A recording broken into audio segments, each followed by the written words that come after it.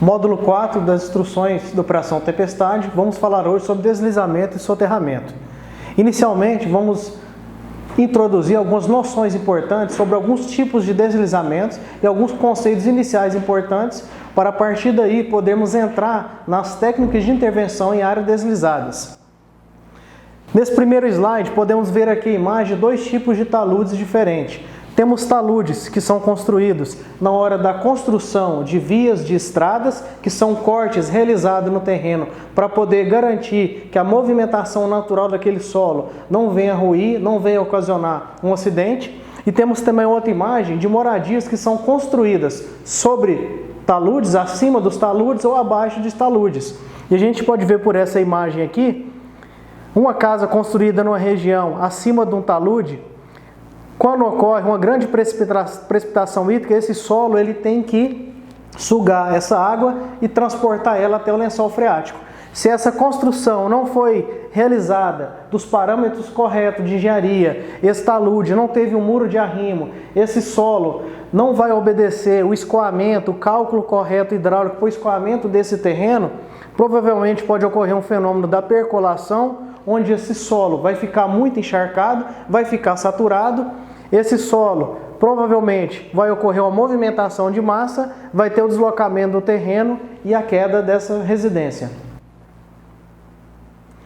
Então, mais um exemplo aqui da questão da saturação do solo para a gente entender. Então, a gente vê que nesse período chuvoso ocorrem chuvas com grandes índices pluviométricos. Então, a gente tem aquele índice lá, 50 milímetros, 80 milímetros. Então, os órgãos que cuidam do nosso sistema meteorológico, eles vão repassar para a gente o índice pluviométrico previsto para aquela área naquele local. E a partir desse índice, dos cálculos médios que esses órgãos têm, a gente consegue ter uma noção da gravidade que pode ter esse aumento grande de índice de chuva naquele local. Porque todo terreno ele tem um grau de saturação, ou seja, o grau que aquele terreno ele vai absorver a água.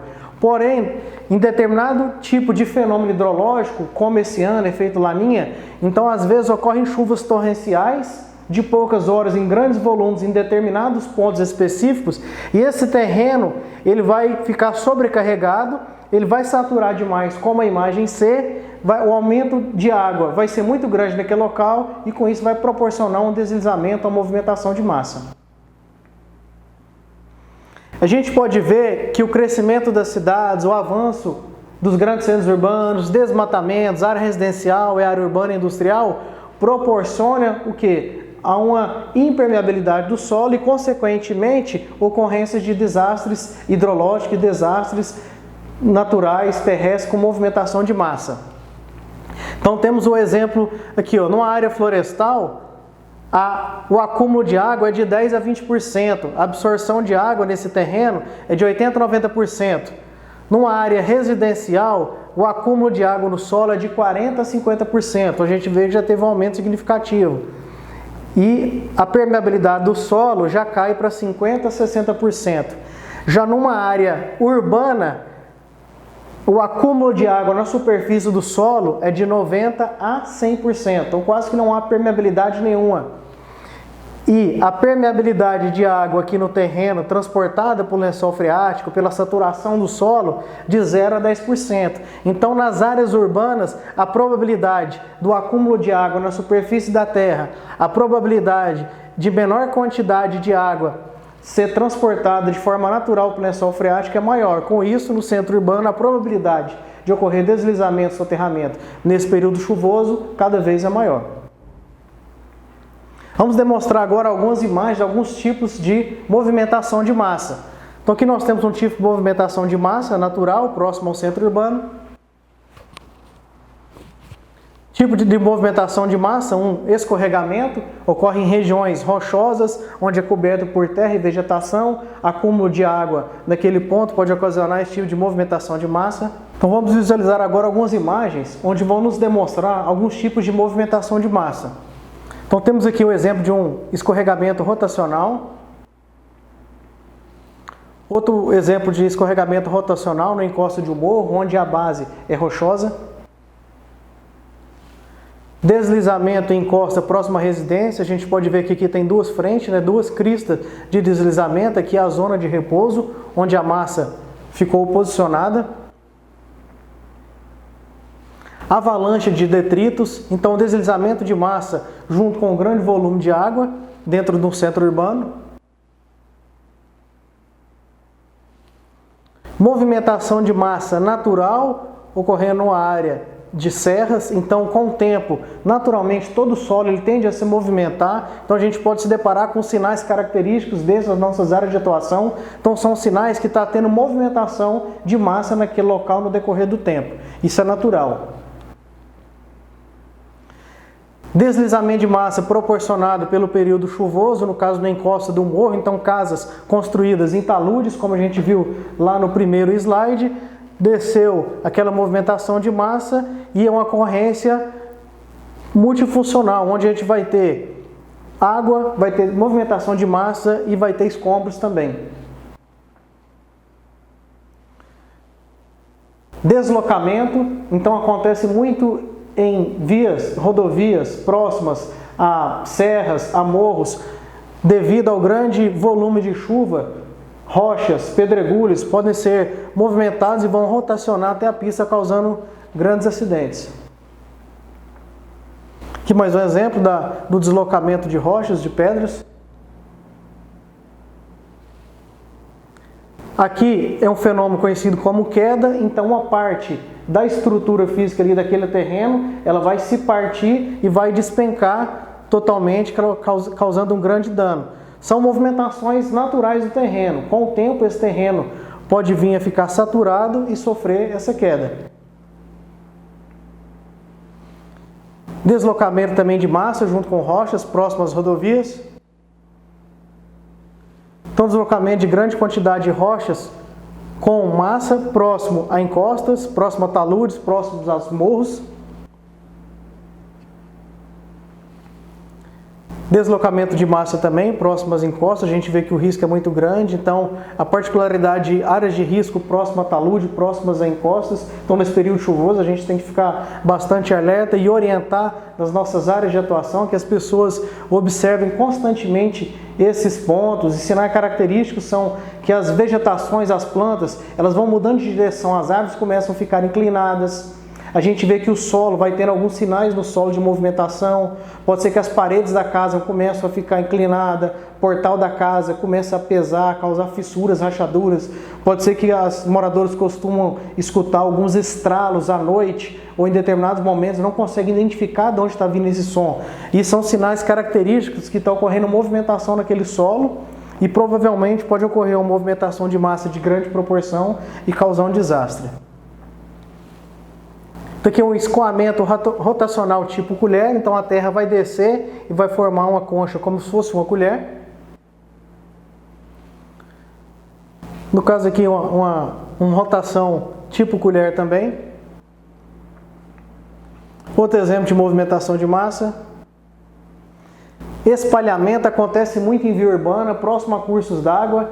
Então, devido ao grande acúmulo de água daquela via galeria pluvial, próximo àquela via urbana ou próximo àquela estrada, a água vai saturar totalmente o terreno e o solo, aquele asfalto, ele vai sofrer esse espalhamento e vai comprometer a integridade daquela via. Mais um exemplo de deslocamento de massa em zona rural, que pode ser natural. Esse aqui é um tipo de movimentação de solo que a gente vê muito nas zonas rurais, é chamado scrap. Então, esses sinais característicos do terreno indicam que esse solo está sofrendo movimentações durante toda a sua vida. Então, se eu tenho residência próxima a esses locais e eu tenho esses sinais característicos no solo, é um alerta que eu tenho que retirar essas residências dali, porque pode ter o risco de qualquer momento a estrutura dessa residência ser deslocada junto com essa movimentação de massa e ocasionar um acidente. Subsidência do solo ou colapso. Então pode acontecer esse fenômeno, o solo a partir da sua rocha-mãe, da sua base, ele começa a ruir, ele vai causando fissuras, rachaduras em todo o solo, até chegar na base onde está a via de pavimentação, onde estão as casas, e esse dano ocasionado a partir da rocha-mãe, ele vai sugar toda aquela estrutura para dentro daquela área colapsada. Aqui no Brasil nós temos um fenômeno desse ocorrendo no estado do Alagoas, em Maceió. Então no Maceió são 3 setores que já foram declarados área de risco, estão evacuando os moradores desses locais que está ocorrendo esse fenômeno de subsidência no solo. E em qualquer momento o solo pode engolir, literalmente falando, toda aquela área urbana. Esse aqui é um exemplo real de uma subsidência no solo, então ele vai ruir a partir de baixo, a partir da rocha-mãe, até chegar na superfície. A partir dali, a hora que ele chega, ele vai formar como se fosse um cone crescente e vai engolir toda a estrutura daquelas edificações. Aqui são sulcos, então um tipo de erosão linear, ocasionada por água. Aqui um tipo de ravina que a gente encontra muito nas nossas zonas rurais, aqui no nosso estado. É um tipo de movimentação de solo também. Erosão com sulco, então a gente está vendo até uma residência próximo, então é um risco muito grande. Depósitos de lixo, então em áreas de lixões, tem pessoas que constroem moradias sobre as áreas de lixão e com o tempo aquela quantidade de matéria de decomposição que vai sendo colocada ali com o decorrer do tempo, ela vai parecendo que está uma superfície rígida, uma superfície plana, constrói-se residência próxima a esses locais e com o tempo essa estrutura não vai suportar o peso distribuído através das moradias, das pessoas, do trânsito de veículos e tende a ruir e causar um soterramento com matérias orgânicas de um lixão. Então agora vamos entrar no outro tópico, que são técnicas de intervenção em áreas deslizadas. Para nós intervirmos numa área deslizada, seja uma movimentação de massa ocasionada por chuva, seja um soterramento, nós temos 3 formas de intervir nessa área deslizada. Nós temos a intervenção manual, intervenção mecânica e intervenção hidráulica. O manual é onde eu vou empregar o bombeiro militar utilizando ferramentas de sapa para realizar a escavação naquele ponto até que seja localizada aquela vítima ou aquele bem que precisa ser recuperado. A intervenção mecânica, eu vou utilizar máquinas de escavação, tipo retroescavadeira, para otimizar e facilitar o meu serviço. E a outra forma de intervenção é através do desmanche hidráulico, onde eu vou estar utilizando a água daquele local que está escoando pela chuva ou uma água de outra fonte secundária, pode ser de uma viatura, pode ser de um curso d'água, para poder estar desmanchando aquele monte de terra que foi movimentado e poder localizar a vítima ou aquele bem a ser recuperado. Então o nosso desmanche mecânico é a intervenção direta, como a gente está vendo na imagem, do bombeiro utilizando ferramentas de sapa, utilizando baldes. Porém, essa intervenção manual, a intervenção direta do bombeiro, ela é utilizada em último caso. Por quê? Porque ela é mais arriscada e o desgaste físico é muito grande. Porque a área já está instável, é uma área onde ocorreu um deslizamento, uma área que não está segura. Eu vou submeter o meu bombeiro a ficar dentro da zona quente, claro, minimizando as ações inseguras, com EPIs, com procedimentos de segurança, com normas e regras de segurança, porém o desgaste é muito grande e eu coloco em risco toda a minha equipe. Então, eu só vou utilizar essa intervenção direta em último caso. Em momentos que eu não consegui utilizar a intervenção mecânica com máquinas de escavação e não consegui utilizar o desmanche hidráulico. Então, outra forma de intervenção, que é uma forma muito recomendada para ser utilizada, é uma forma muito prática e segura para as nossas equipes e o tempo resposta é muito maior na localização da vítima ou do bem a ser recuperado, é a utilização da intervenção mecânica com máquinas retroescavadeiras. Então a máquina ela consegue deslocar facilmente naquele terreno, a máquina consegue liberar grandes acessos, permitindo com que a equipe de resposta fique segura e só adentra aquele local para que ele estiver seguro e o corpo já esteja localizado para fazer a sua remoção. Outra forma de intervenção é através do desmanche hidráulico. Então eu posso estar utilizando a própria água daquela chuva ou de um curso d'água, bombeando através de uma bomba hidráulica, bomba específica para água suja, é como se fosse uma bomba de garimpo utilizada para essa finalidade, onde eu vou sugar aquela água e vou lançar aquela água utilizando a propulsão da bomba, uma mangueira de 2,5 polegadas com esguicho agulheta, e a força da água ela vai desfazendo aquele monte de detritos que foi movimentado. E com isso eu consigo acessar facilmente o corpo ou aquele bem a ser recuperado. E mantenho a minha equipe em segurança, porque dá para a equipe trabalhar a partir da zona morna e não literalmente ali na zona quente.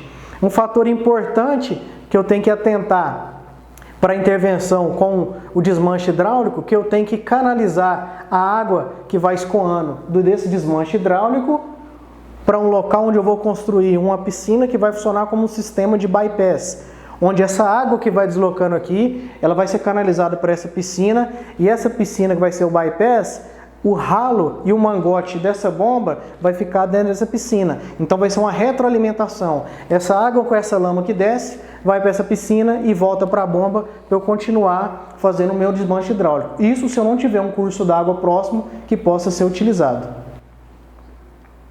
Aqui está uma forma do desmanche hidráulico, então eu posso trabalhar com ele com distância segura, posso utilizar um curso d'água a meu favor também, e a minha equipe trabalha com segurança, e o tempo resposta utilizando desmanche hidráulico ou a intervenção mecânica com reta escavadeira é muito menor, muito mais prática e muito mais seguro para a minha equipe.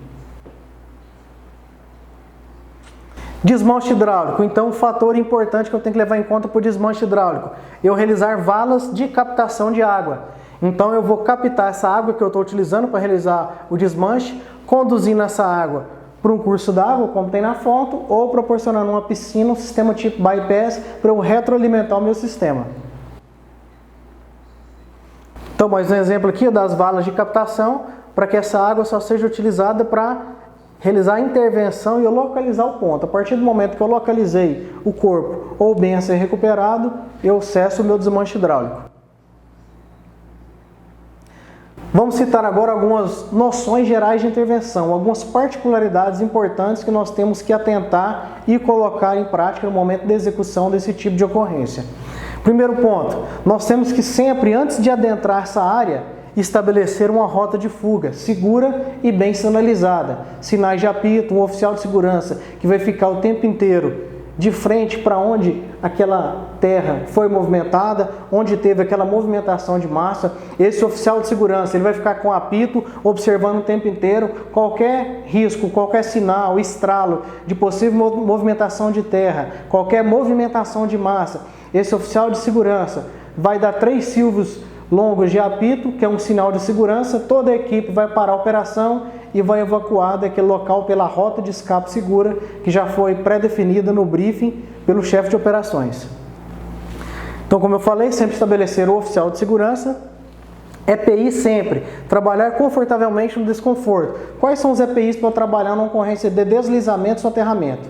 Se é uma ocorrência de deslizamento e soterramento de período chuvoso, onde o terreno vai estar muito fluido, com muita lama, eu vou utilizar bota de neoprene, roupa de neoprene, capacete, óculos de proteção, luva, cabo para fazer amarração de segurança e as minhas ferramentas, equipamentos e acessórios. Se é uma ocorrência de soterramento e deslizamento, onde a massa de terra está seca, pode ser um trabalhador que está trabalhando numa galeria pluvial na sua construção, nosso uniforme padrão, quarto A, com joelheira, cotoveleira, capacete, óculos de proteção, máscara, luvas e as ferramentas, equipamentos e acessórios. E sempre, em ambas as situações, sempre cada militar tem que estar utilizando um apito para poder emitir os sinais de alerta de perigo e evacuar se for necessário. Estabelecer sempre entrada e saída única da zona quente. Então sempre o ponto de entrada e de saída para a zona quente vai ser o único ponto. Para no caso, se ecoar sinais de alerta e perigo, a gente não ter bombeiros militares correndo para todos os lados. Todos no briefing vão saber onde é o único ponto de entrada e o único ponto de saída. Para dar o sinal de alarme, todos saírem somente por aquele ponto, não ter risco de ninguém ser pego por surpresa pela movimentação de massa e a gente perder algum militar ali na zona quente. Toda operação deve ser planejada, escrita com objetivos claros a serem atingidos. Deve sempre haver uma área de descarte bem definida para objetos encontrados e para a terra. Então toda a terra removida, todos os objetos removidos, a gente tem que direcionar uma área de descarte, onde outras equipes vão estar fazendo a avaliação, a sondagem nessa área de descarte para ver se acha algum objeto, acha algum segmento de corpo, acha algum material que são objetos e são itens importantes que vão identificar realmente a possibilidade de vítimas naquele local ou não. Sempre deve haver valas de escoamento de captação de água. Uma máxima que a gente utiliza em ocorrências de deslizamento, soterramento, ou você gerencia a água ou a água gerencia você. Então, se eu estou tendo água naquele local que eu estou realizando a minha intervenção para localizar aquele corpo, ou aquela residência, ou aquele bem, primeiro ponto eu tenho que drenar, escoar toda aquela água, porque se aquele terreno já está instável, pela quantidade de água que saturou, que percolou aquele terreno, então eu não posso deixar com que essa água se acumule mais ainda, porque eu já estou num local instável, senão é mais risco para a minha equipe poder trabalhar. Então, primeiro ponto, eu vou captar, drenar essa água, gerenciar essa água, escoer a água, eu consigo progredir tranquilamente na busca. Deve haver uma área de limpeza de materiais. Então a gente vai montar um palco de ferramentas com Almox, com equipes para realizar manutenção o tempo inteiro nesses materiais, seja manutenção para correção de danos nos materiais e limpeza também dos materiais, para todos estarem a pronto emprego o tempo inteiro. Caso uma vítima seja encontrada, o local deverá ser marcado. Então a equipe no briefing vai padronizar a forma de marcação de localização daquela vítima. Nas nossas operações a gente padroniza uma tubulação PVC na cor branca, a gente faz 3 anéis, dando um distanciamento de 5 centímetros entre um anel e outro na cor vermelha. Se for localizado um corpo naquele ponto, a gente coloca aquela tubulação naquele ponto, marca o ponto as coordenadas geográficas, retira a equipe por descanso, outra equipe vem e realiza a intervenção para remoção daquele corpo, do segmento ou daquele bem a ser recuperado. Animais mortos devem ser retirados da zona quente e serem enterrados muito distante do local. Por quê? Porque o odor daquele animal, dependendo da quantidade de outras matérias orgânicas naquele ambiente, pode confundir o odor e colocar a equipe em dúvida se o cheiro pode ser realmente de um corpo humano ou de um material que está soterrado naquele local. Então, foi localizado animais, retire dali, enterra em um local distante. A área de intervenção deve ser fotografada diariamente. Porque no debriefing no final, essas imagens, todas as equipes que trabalharam vão observar essas imagens em grande resolução, de preferência em TVs como aqui, com zoom, para poder localizar os pontos específicos onde foram buscados, os pontos de alta probabilidade e com informações repassadas por familiares, por moradores, a gente poder trabalhar no critério da inteligência e saber os pontos de alta probabilidade, o último ponto visto que essa vítima estava e conseguir, no outro dia de busca, intervir diretamente nesse ponto e quase com certeza, na maioria das vezes, conseguir localizar com precisão. As equipes devem ter cuidados com fossas, fiações elétricas e gás. Qualquer um tipo desses pontos deve ser localizado, plotado esse ponto, marcado as coordenadas e solicitar que venha uma equipe de salvamento específica ou de produtos perigosos para realizar a remoção desses materiais com segurança ou concessionária para desativar essa fiação elétrica se caso ainda esteja energizada. Documentos encontrados na área de intervenção devem ser guardados. Documentos, roupas, qualquer tipo de objeto material que possa identificar uma pessoa deve ser guardado em sacos inertes e levar para a área do posto de comando para depois ser periciado e poder tentar localizar ou identificar uma possível vítima. Maquinários pesados devem ser utilizados em último caso na área de intervenção. Então nós podemos fazer intervenção com máquinas, como a gente foi falado. Então, eu faço avaliação naquele terreno, tem condição da máquina trabalhar, não teve condição de utilizar o desmanche hidráulico, porque é mais fácil. A intervenção manual é direta, ela é a mais arriscada que tem. E eu tenho um maquinário que dá para trabalhar com segurança, eu coloco o maquinário para trabalhar, mas sempre com cautela, sempre a equipe de bombeiros coordenando a utilização desse maquinário, para não ter risco desse maquinário colocar em risco a operação ou até danificar um corpo que possivelmente pode ser encontrado intacto. Não utilizar carona nas máquinas. Então o bombeiro ali, a equipe de resgate, ele não deve ficar em cima das máquinas sendo transportado, pelo risco de um acidente, de cair, do maquinista ali, o condutor, o operador da máquina, não identificar aquele militar e causar um acidente. Jamais cortar árvores ou retirar objetos grandes. sem ter certeza que o deslizamento não está represado. Então, no momento que a gente vai fazendo a progressão, vai intervir naquele deslizamento, se eu deparei com troncos, com pilar, com viga, eu não vou retirar esse objeto, porque aquele objeto, da forma que ele está, ele pode estar ajudando no repouso daquela massa. Se eu for retirar aquele objeto, ele pode proporcionar um segundo desmoronamento. A intervenção noturna pode ser feita desde que haja segurança para as equipes, porque o período noturno a equipe já está cansada, a iluminação às vezes não é a suficiente para garantir um trabalho com segurança. Então, se eu tiver segurança total para intervir à noite, a gente continua o trabalho. Se não tiver segurança total para a equipe, aborta o serviço, ao iniciar do dia retorna às operações.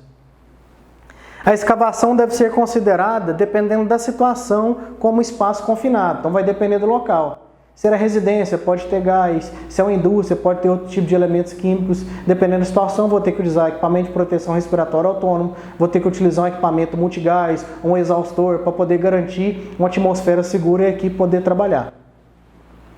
Todas as ferramentas devem ser acondicionadas em local pré-determinado, ou seja, num palco de ferramentas.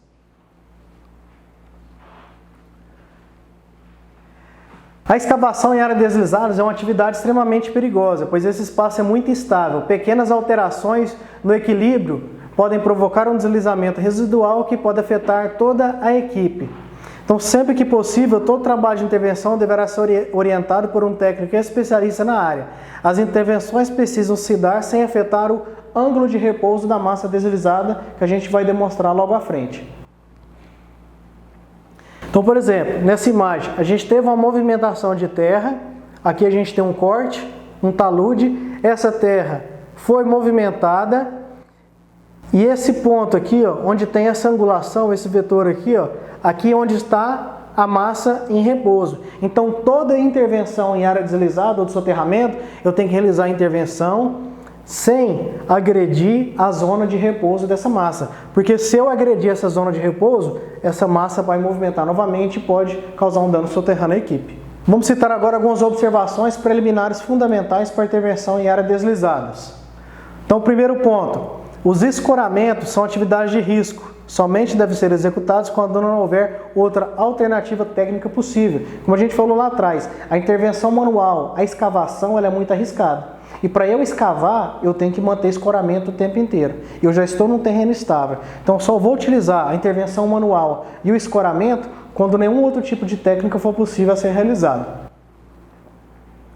Os escoramentos devem ser progressivos, ou seja, conforme as atividades de desmanche forem evoluindo, também deve evoluir o escoramento.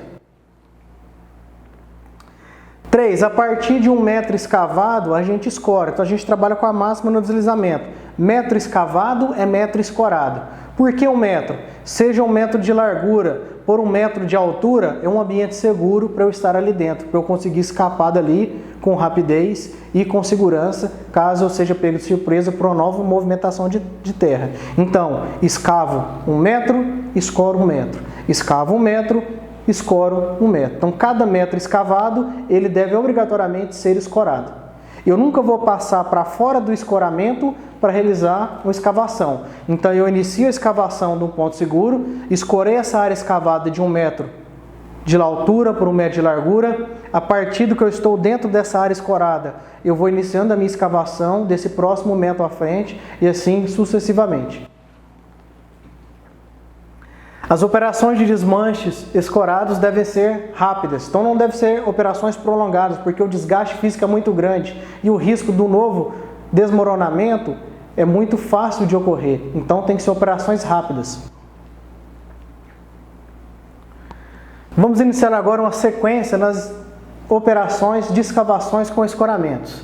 Usando o princípio de manter sempre o ângulo de repouso vertical, como a gente viu no slide anterior, a gente nunca intervir onde aquela massa repousou, as intervenções em áreas deslizadas precisam ser a menor possível. O primeiro passo será manutenção da estabilidade durante o escoramento.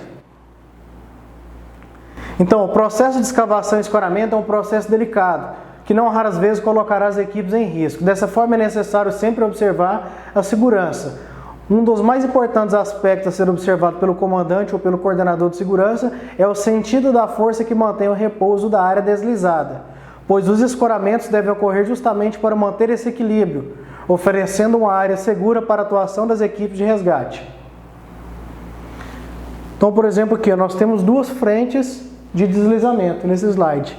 Aqui, onde a massa está repousada, a forma correta de eu intervir nessas áreas deslizadas sempre é na perpendicular da movimentação de massa. Então, se a massa desceu nesse sentido, eu vou intervir pela perpendicular. Essa dessa forma, se a massa desceu e repousou nesse sentido, eu vou intervir pela perpendicular. Com isso eu garanto com que a massa em repouso não seja movimentada, a minha equipe consiga trabalhar com segurança. Então, o escoramento deverá ser posicionado de forma a ficar perpendicular ao ângulo de repouso, evitando que a massa deslizada invada a área protegida ou haja desequilíbrio das forças de escoramento.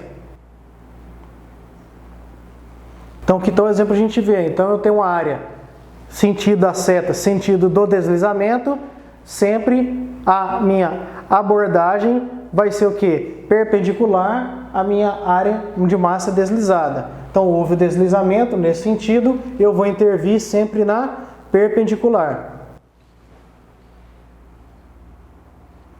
Sequência nas escavações e escoramentos. Item A, principal. Elaborar um plano de segurança, um plano de busca e um plano de operações. Antes da gente adentrar a zona quente, temos que elaborar esse plano de segurança, aquela zona e rota de fuga de escape seguro, qual o tipo de busca vai ser realizado, qual o tipo de intervenção vai ser realizado e a sequência das operações, revezamento das equipes e quais os materiais, ferramentas e equipamentos necessários a serem empregados naquele tipo de cenário.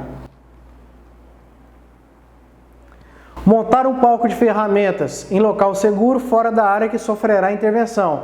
Então temos um exemplo aqui, a intervenção está sendo realizada nesse ponto, aqui está um objeto soterrado. Aqui tem o palco de ferramentas próximo, onde eu vou deixar todos os materiais a serem utilizados naquela operação. Então, antes de eu iniciar a intervenção, eu já tenho que definir, avaliar com cautela e definir quais os equipamentos, ferramentas e acessórios que vão ser empregados, transporto eles para o meu palco de ferramenta, proporciono minha rota seguro para poder realizar a intervenção. Então, aqui, a forma de eu estar montando o meu ponto de deslocamento, ter a rota para ter os materiais para fazer o trabalho, utilização de painéis de solo para poder deslocar sobre aquela superfície fluidificada. Intervenção manual direta, então, um exemplo aqui, ó. Então, o deslocamento nesse tipo de local é muito difícil o acesso, então tem que proporcionar o quê? Um deslocamento seguro. Então, sempre tem que estar utilizando o quê? Esses painéis de solo para eu conseguir aumentar minha superfície de contato e deslocar de forma segura nesses pontos. E sempre eu vou proporcionando os escoramentos para eu conseguir ir avançando. Montar um caminho seguro com distribuição de peso até a cena de trabalho, indicando as áreas onde possa ser pisado. Deve ser observado uma distância segura para o trânsito pesado. Então a gente vai montando uma linha, utilizando placas, painel de solo, onde eu consigo aumentar a superfície de contato e consigo deslocar até o ponto específico onde eu necessito realizar a intervenção. Mais um exemplo, montando um ponto de deslocamento, utilizando tábuas, painéis de solo sobre a área deslizada, a área soterrada.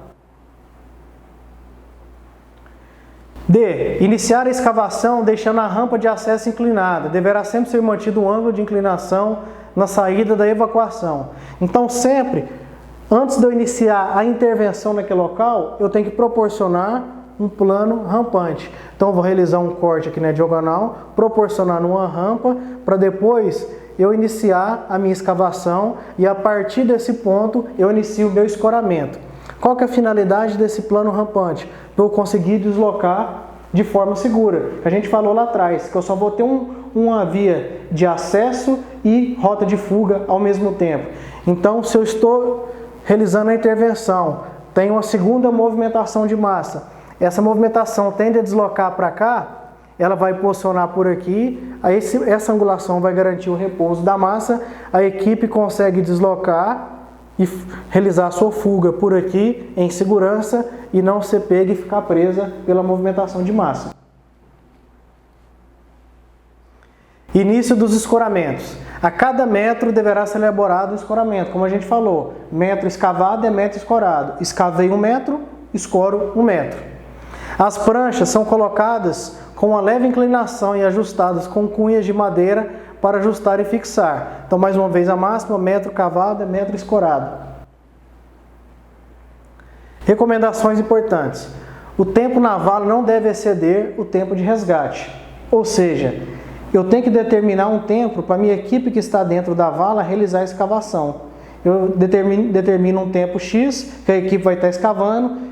Deu aquele tempo, o oficial de segurança vai avisar, essa equipe vai sair daquela vala, outra equipe que está no descanso vai assumir, porque é um serviço muito desgastante. Então não posso deixar o bombeiro militar o tempo inteiro até chegar à exaustão. Eu preciso realizar esse revezamento com o bombeiro, determino 15, 20, 30 minutos, vai depender do tipo de cenário. O oficial de segurança com o chefe de operações, comandante de incidente, vai definir. Coloquei o meu bombeiro naquele tempo X, deu tempo, retira, vai para a área de repouso, para alimentação, hidratação e descanso. Outra equipe que está descansada vem e realiza aquela atividade. Porque o bombeiro cansado ou exausto nesse tipo de ambiente, que é um ambiente instável e inseguro, ele pode ser pego de surpresa utilizando o equipamento inadequado, de forma cansada, e vir causar um acidente nele mesmo ou no próprio colega.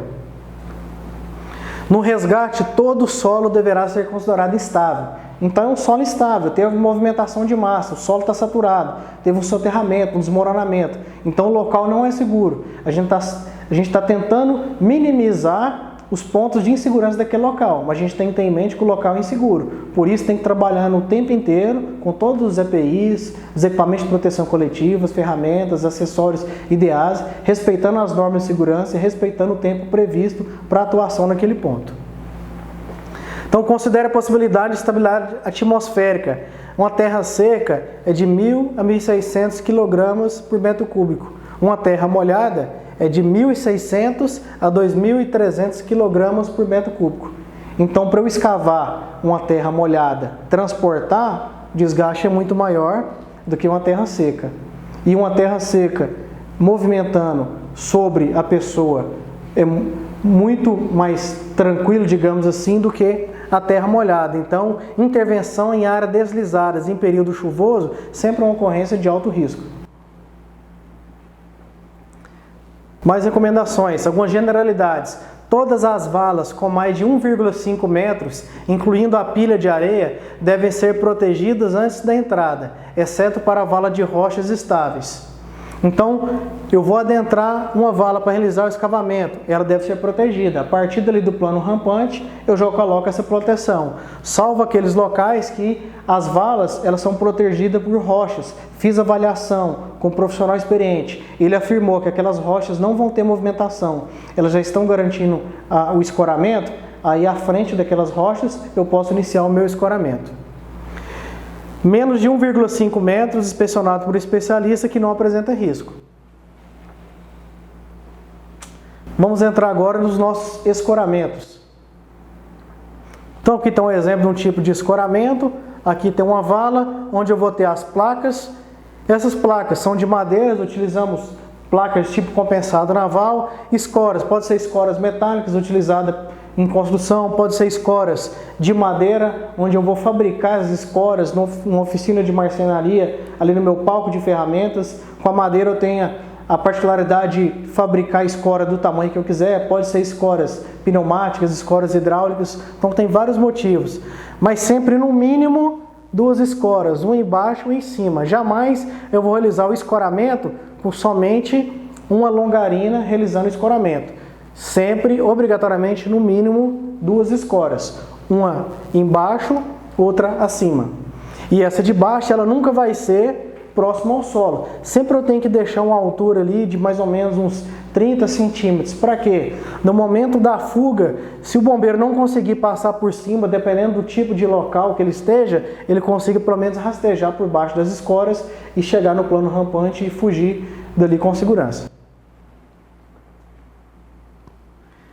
Então aqui mais um tipo de escoramento, então são placas, tá vendo? Placas de madeira, de compensado naval, utilizamos longarina de metal também, são escoras metálicas ajustáveis, utilizadas em construção, que a gente pode padronizar as escolas de vários tamanhos. Posso ter escolas de 1 metro de largura, escola de 1,20 m, escola de 1,80 m, cunhas de madeira. Sempre eu tenho que ter essas cunhas materiais, o meu palco de ferramenta, para eu ir moldando com determinado tipo de cenário, que essas cunhas vão me garantir com que eu faça o escoramento preciso e vou realizando as curvas dentro daquela área deslizada e avançando ali com segurança.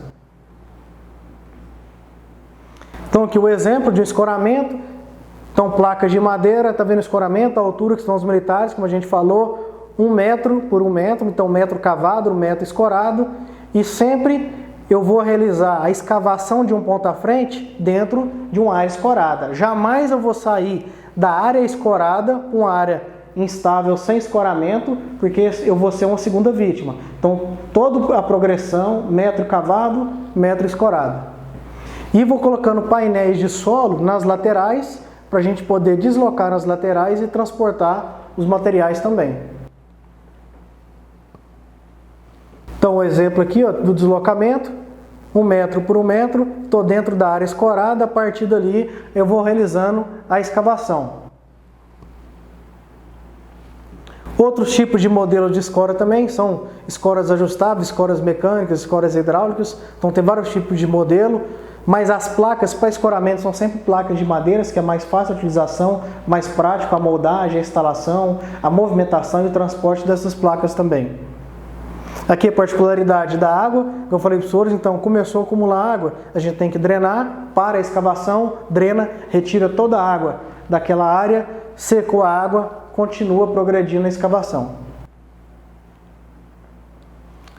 Outro modelo de escoramento também, então aqui tem alturas, às vezes eu posso pegar galerias onde está ocorrendo a construção da galeria pluvial, que vai passar de 1 metro. Vai ter aquele fosso onde vai ter 2, 3 metros. Então vou ter que utilizar o quê? Placas maiores do que 1 metro e escoras, e a quantidade de escoras vai ser maior. Sempre a partir de 2 no mínimo, e eu vou aumentando a quantidade de escoras quanto for necessário, independente da altura que esteja naquela vala ou naquela trincheira. Então outros modelos aqui de escoramento. Escoras automáticas, escoras hidráulicas, escoras pneumáticas.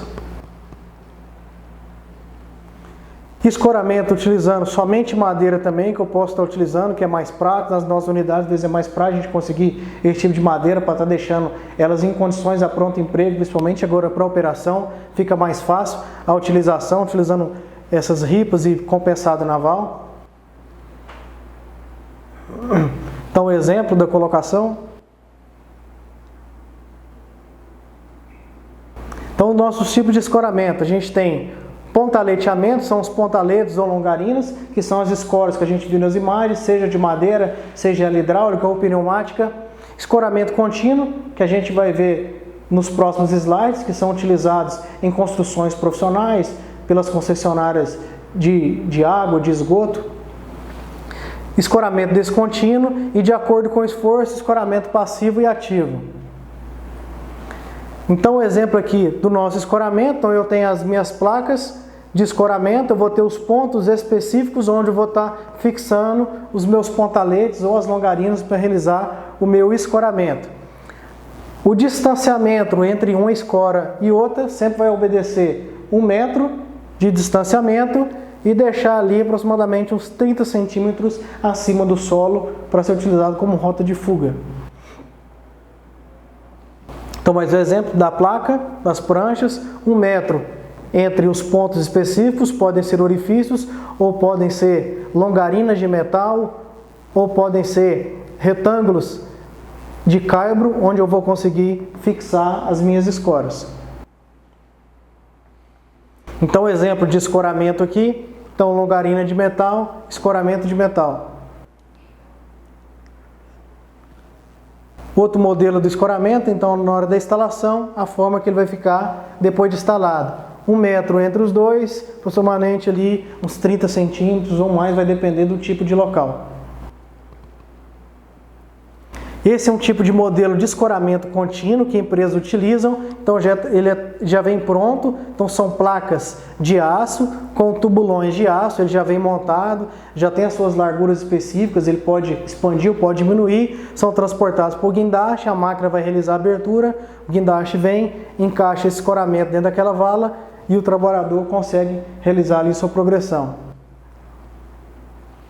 Outro modelo de escoramento contínuo, está vendo aqui, como eu falei para os senhores, então dependendo da altura, a gente vai aumentando a altura das placas, só que a quantidade de pontaletes, de longarinas, de escoras, vão aumentando assim como a altura, mas sempre no mínimo 2, e a quantidade vai depender da altura ou do tipo de esforço necessário ali nas paredes da vala ou da trincheira.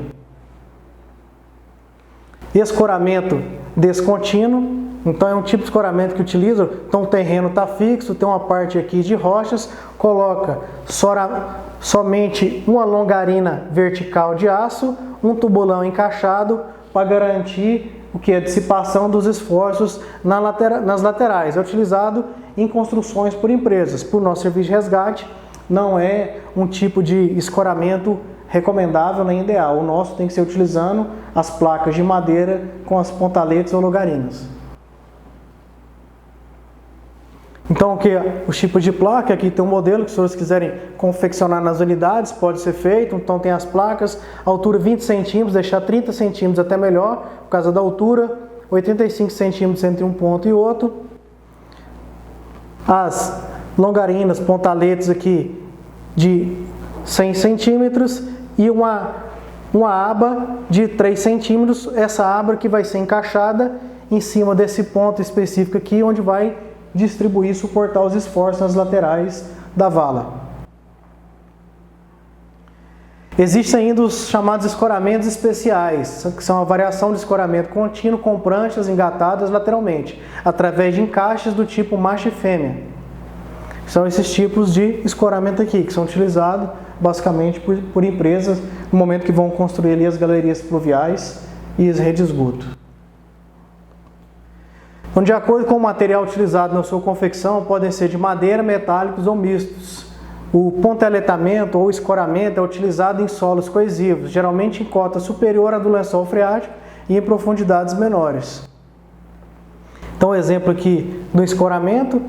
Então, aqui tem um corte, mas a gente visualiza aqui toda uma massa de terra e aqui o escoramento dentro de uma vala, realizando toda a progressão. Então, sempre no mínimo 2 escoras, o espaço embaixo para realizar a fuga, espaço aproximadamente ali 1,85 m entre uma escora e outra. Então, o tipo aqui, ó, iniciando a intervenção, então 1 metro escavado, 1 metro escorado. Posso utilizar no mínimo 2, o ideal é que sejam 4 escoras, 2 embaixo de cada lado, 2 em cima de cada lado. Então, alguns tipos de escoramento. Tem pontos que eu vou ter que utilizar escadas para fazer descida, principalmente em trincheiras, onde tem trabalhadores realizando a construção de galerias pluviais, então a profundidade é maior. A gente pode utilizar uma escada para poder acessar e a partir lá da base a gente iniciar a parte do escoramento. Então, aqui um exemplo, senhores, aqui do escoramento, com água, placas, longarinas, as escoras posicionadas nas laterais. E a água aqui, a gente sempre lembrando, começou a aparecer um grande volume de água, eu vou ter que parar, retirar esse volume de água, escoar, drenar essa água, posteriormente eu volto à progressão do meu escoramento. Então, exemplo aqui do escoramento, iniciando. Aqui a gente está vendo um procedimento errado, está de fora da área escorada subindo a escada, então aqui é um risco.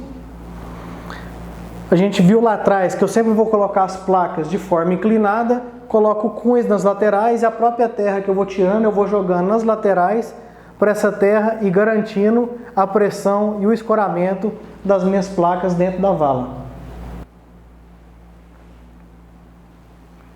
Aqui uma forma de escoramento, utilizando um tecido geotêxtil que já foi utilizado, porém, por que eu pus essa imagem? Porque o tecido geotêxtil ele deixou de ser utilizado para escoramento. Ele é utilizado como uma manta de drenagem. Se eu quiser utilizar o tecido geotêxtil, eu posso colocar ele de fora, colocar a placa de madeira por cima do tecido geotêxtil e realizo o escoramento. colocar o escoramento direto no tecido geotêxtil, eu não posso, porque a função dele é somente drenagem. Ele não vai garantir a dissipação das forças nas laterais daquela vala. Então pode ser que em determinado momento esse tecido geotêxtil venha a cair e venha a cobrir totalmente a equipe que esteja trabalhando. Então eu coloco ele de fora, coloco placa de madeira e depois eu realizo o escoramento. Formação em L. Então, alguns tipos de intervenção, a progressão vai ser muito longa até eu chegar no ponto onde a vítima está soterrada ou aquele bem está ali próximo a ser recuperado. Eu vou ter que fazer cortes naquele terreno. E no momento que eu tiver que fazer cortes, eu vou ter que realizar essas cantoneiras de madeira. A distribuição de carga, ela vai ser diferente, o posicionamento aqui das minhas escoras. E determinado tipo de local, como a gente falou lá atrás, eu vou ter que tratar às vezes como espaço confinado, dependendo do tipo de substâncias que existem naquela atmosfera. Pode ser que eu tenha que utilizar equipamentos exaustores ou multigás para garantir a segurança da equipe até chegar naquele ponto específico e realizar o resgate com segurança.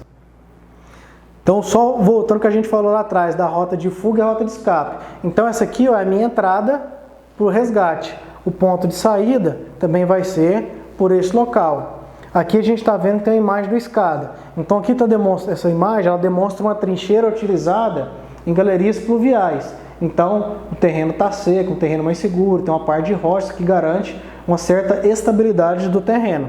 Mas na intervenção em área deslizada, sempre a gente entra pelo mesmo ponto e sai pelo mesmo ponto de entrada.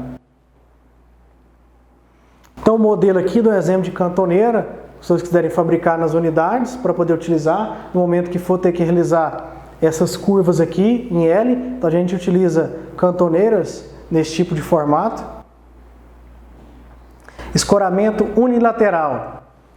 Às vezes podemos deparar com ocorrências em locais de talude, onde tiver um corte. Nós vamos ter que realizar esse escoramento unilateral, garantindo a estabilidade desse talude que foi rompido, para depois a gente intervir na área onde a casa está soterrada.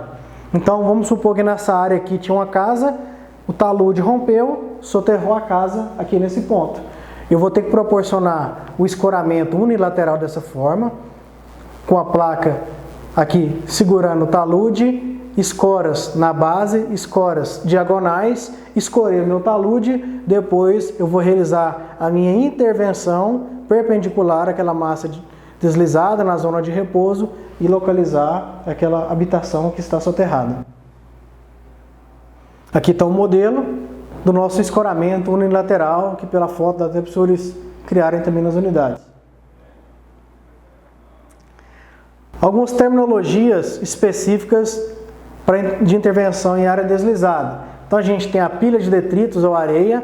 Essa pilha sempre tem que ficar afastada uns 3 metros fora da borda da minha vala ou da minha trincheira. Aqui eu tenho um fundo, tenho a minha parede, canto ou quina. Painéis de solo. Sempre eu vou colocar painéis de solo em volta, porque, como a gente já afirmou, é um terreno instável.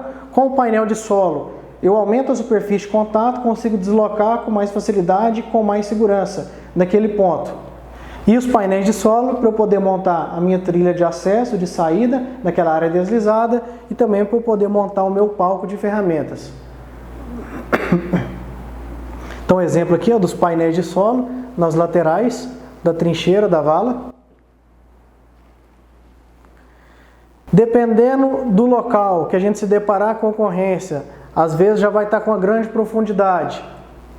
Vou utilizar trenas para eu poder verificar a profundidade, verificar a largura e a partir dali no meu palco de ferramentas eu definir o tamanho de escoramento, o tamanho das placas ideais e já levar o material pronto para iniciar a intervenção. Como a gente viu, a intervenção manual e o escoramento é um tipo de operação rápida, não pode ser uma operação muito prolongada.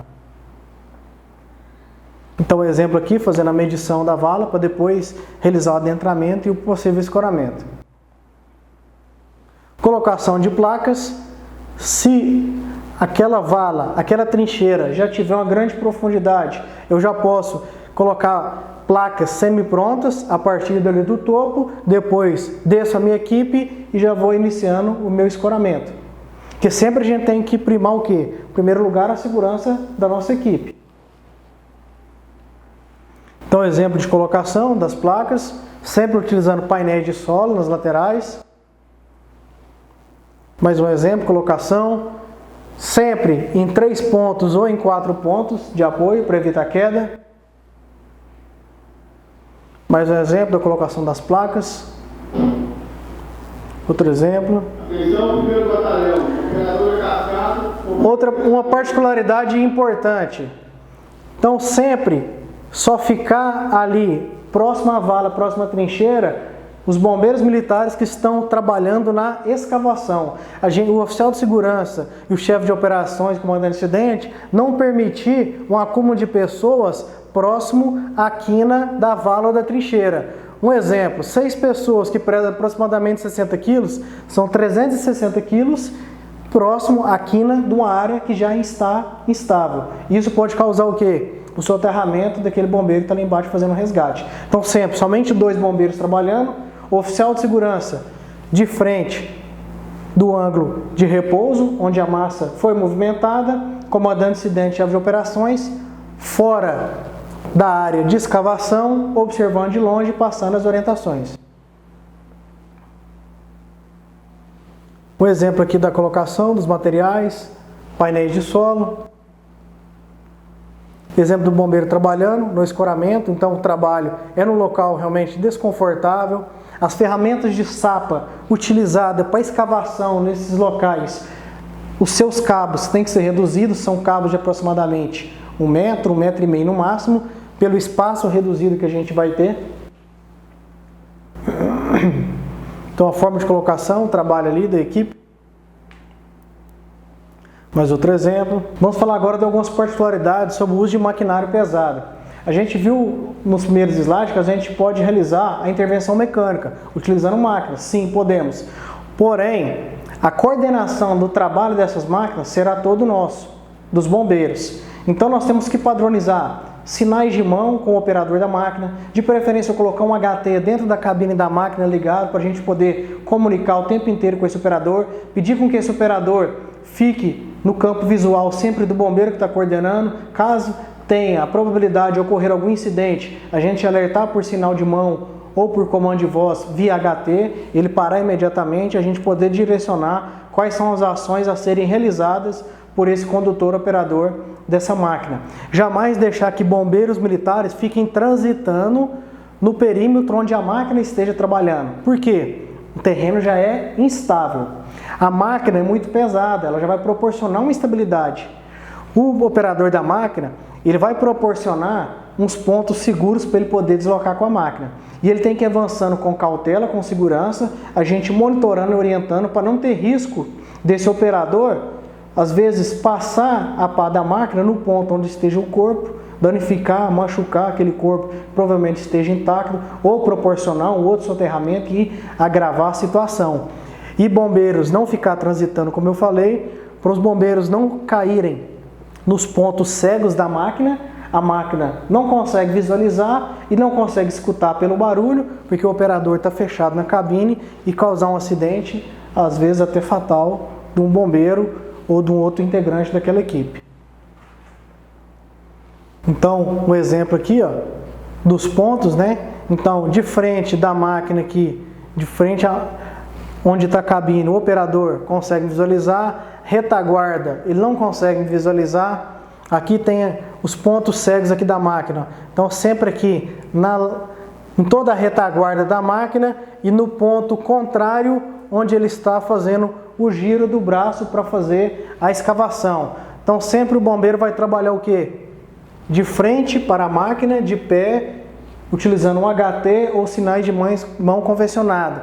Jamais máquina trabalhando ou máquina estacionada próximo aonde está a vala e o bombeiro dentro realizando o trabalho. Se eu for utilizar a máquina, todos os bombeiros evacuam, vão para a zona morna, fica um bombeiro responsável por orientar a máquina, e o oficial de segurança na sua mesma função, observando qualquer tipo de novo incidente. Então, mais uma vez, o bombeiro dentro da vala, jamais eu deixo máquinas próximas pelo peso da máquina, nem máquina operando. Para a máquina operar, eu não posso ter nenhum profissional ali no solo, somente a máquina operando. Então agora, para a gente finalizar, só alguns tipos de variedades e alguns cenários que nós podemos nos deparar em ocorrências de deslizamento, soterramento, principalmente nesse período chuvoso. Então podemos ter terrenos de grande proporção, como aqui rompimento de barragem, isso aqui é barragem em Brumadinho, que é próximo onde a base da barragem, onde foi rompida, então terreno de grandes proporções.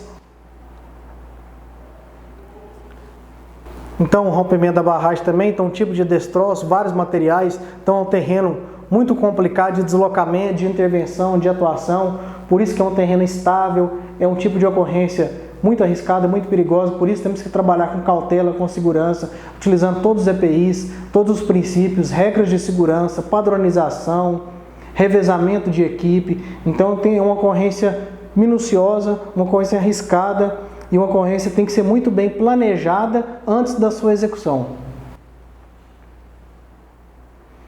Então aqui, bombeiro executando uma intervenção direta, escavação, como já viu, um serviço bastante desgastante, deslocamento nesse tipo de local é muito complicado.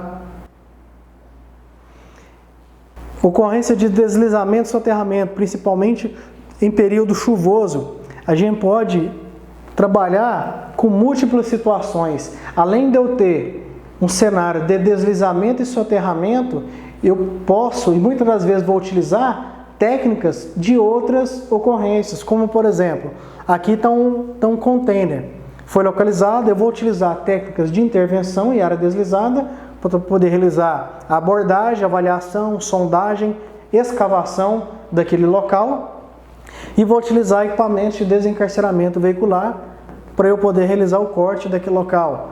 Posso ter uma movimentação de massa onde foi arrastado um veículo.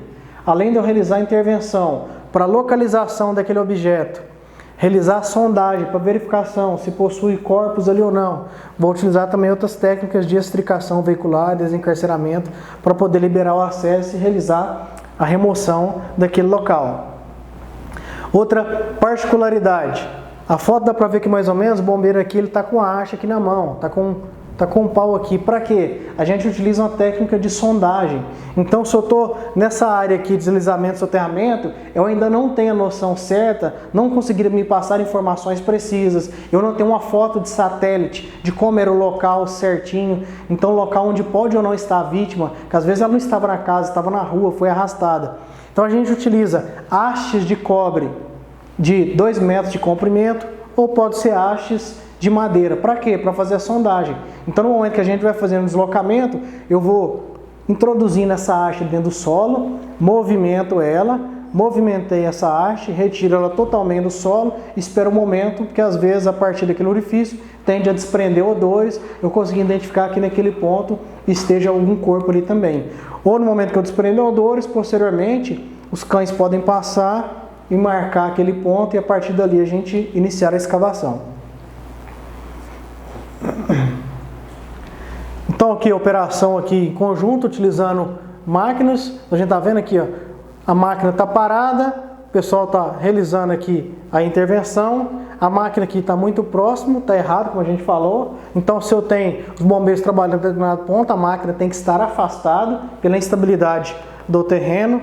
Aqui temos máquinas trabalhando, mas a gente não vê nenhum bombeiro dentro do local onde as máquinas estão trabalhando. Todos estão em pontos elevados, em pontos afastados e no visual do maquinista para não ter nenhum risco. A partir do momento que a máquina liberou acesso ou despertou interesse em algum ponto, as máquinas saem da zona quente, o bombeiro desce com segurança e realiza a busca naquele ponto. Então, um tipo de operação aqui, para a gente ver a importância da organização da operação, da utilização de EPIs. Então, não estão com os EPIs adequados, não está trabalhando com os escoramentos, já é uma área instável, com muitos escombros, tem água, a água não foi drenada. Então, a gente tem que observar esses detalhes para a gente poder gerenciar, planejar e organizar a nossa operação de busca da melhor forma possível, utilizando os EPIs, os equipamentos corretos. Olha a quantidade de bombeiros que tem em cima dessa zona quente. Então, somando o peso de todos eles aqui em cima dessa área instável, pode aumentar o risco de ter um outro deslizamento, um outro soterramento. Então aqui um exemplo também do bombeiro trabalhando, então além de deslizamento e soterramento, eu vou ter uma parte de escombros também, principalmente quando envolve edificações. Então é uma ocorrência, como eu falei, de multinaturezas. Então mais uma particularidade aqui, ó, a gente trabalhando sem EPIs inadequados, não é a forma correta, porque o risco é muito grande. Então, em primeiro lugar, a nossa segurança, nossa equipe está segura, um ambiente instável, inseguro, mas conseguir minimizar e proporcionar uma certa segurança para eu trabalhar, aí a gente consegue adentrar e trabalhar da forma correta. Então, mais um exemplo de um cenário aqui de grande proporção, né? Deslizamento, movimentação, tem várias vegetações, edificações soterradas. Agradeço a todos pela atenção e nos colocamos à disposição para qualquer dúvida.